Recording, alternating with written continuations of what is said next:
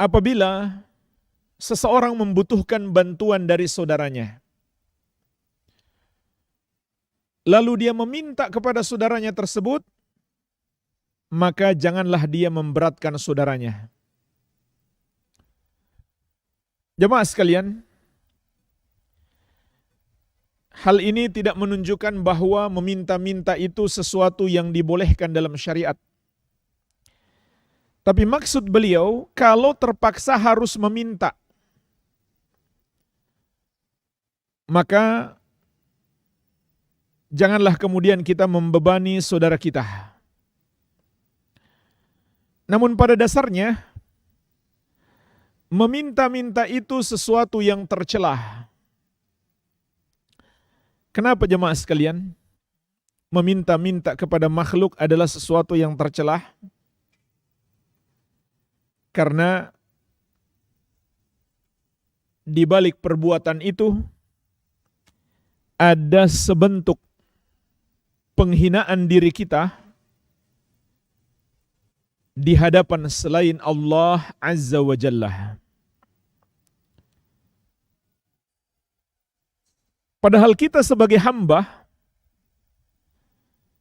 seharusnya hanya menghinakan diri kita di hadapan Allah. Dan inilah hakikat ibadah. Sebagaimana kata Imam Ibnul Qayyim rahimahullah,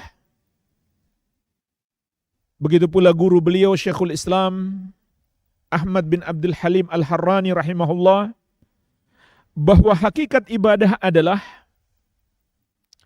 kamalul hubbi wa kamalul dhulli lillahi azza wa jalla. Sempurnanya kecintaan dan sempurnanya penghinaan diri kita di hadapan Allah Azza wa Jalla, atau pengagungan kepadanya.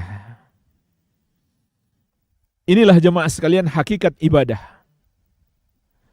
Itulah sebabnya meminta-minta kepada makhluk tercelah.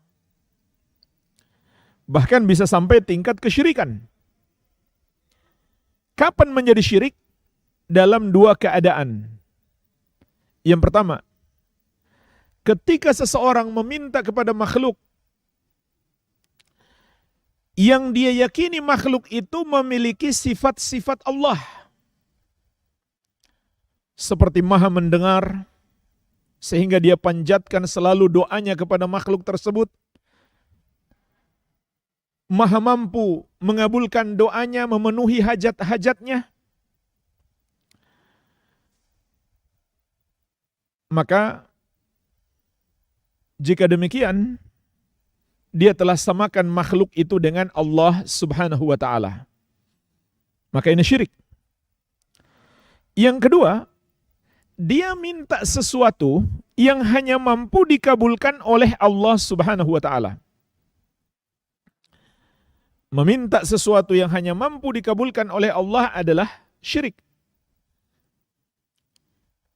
Contohnya meminta dikaruniakan seorang anak, meminta diturunkan hujan, meminta syafaat, meminta keselamatan di akhirat, meminta hidayah. Hanya Allah Azza wa Jalla yang maha mampu mengabulkannya. Barang siapa memintanya dari selain Allah, maka itu syirik.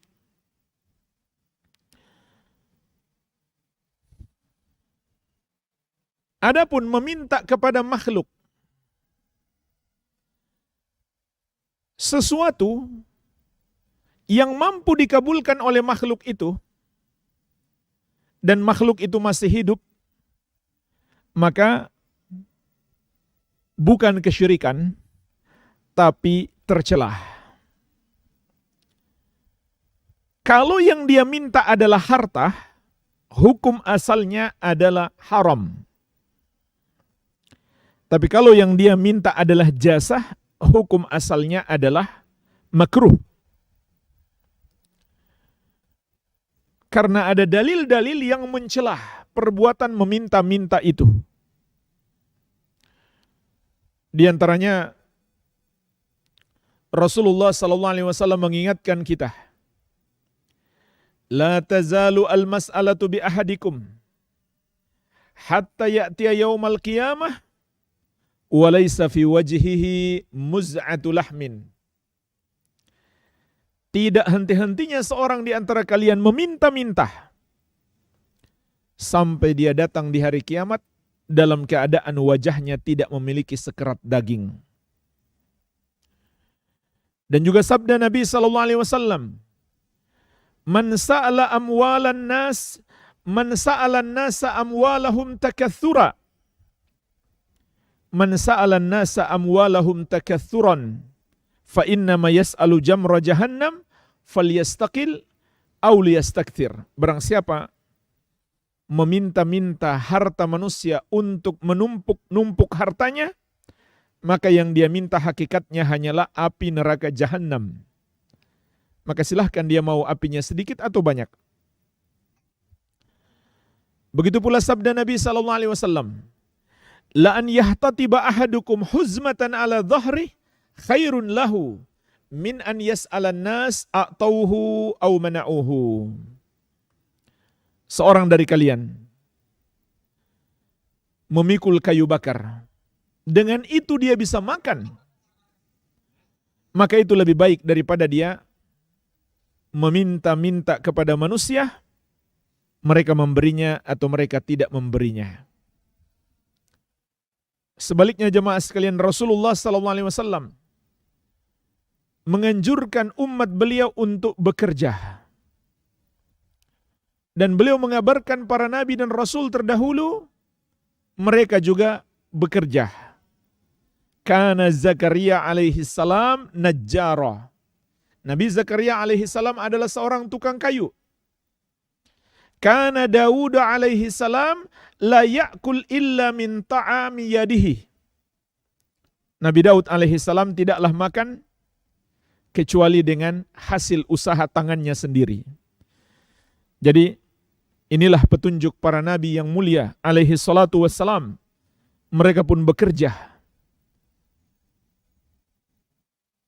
Padahal mereka adalah makhluk yang paling mulia. Doanya yang paling mustajab. Yang paling dicintai oleh umat. Tapi tidak kemudian mereka meminta-minta kepada umat mereka. Namun mereka bekerja.